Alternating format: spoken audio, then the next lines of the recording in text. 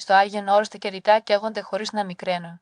Αυτά τα κεριά καίγονται χωρίς να εξασθενούν, αψηφώντας τη βαρύτητα και την κατανόησή μας για την καύση. Οι θητέτες δεν συρρυκνώνονται και οι φλόγες παραμένουν σταθερές. Ένα παράδοξο στη τεχνολογία των θεριδών. Οι επιστήμονες έχουν μελετήσει τη διαδικασία, αλλά δεν μπορούμε ακόμα να αναπαράγουν αυτό το φαινόμενο. Το μυστικό αυτών των απίστευτων κυριών δεν έγκυται στη σύνθεσή τους, αλλά στη διαδικασία κατασκευής τους. Ένα λάθος βήμα μπορεί να καταστρέψει μια ολόκληρη παρτίδα, κάνοντας το σκάφος απίστευτα επιλεκτικό. Παρά τις προκρίσεις, οι τεχνίτες έχουν τελειοποιήσει τη τεχνική αυτή για γενιές.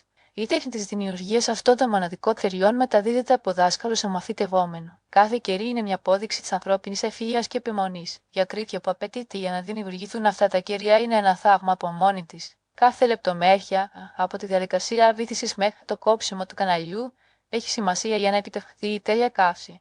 Αυτή η αρχαία τέχνη έχει βελτιωθεί με την πάροδο των αιώνων, αλλά τα μυστικά της παραμένουν απρόσιτα.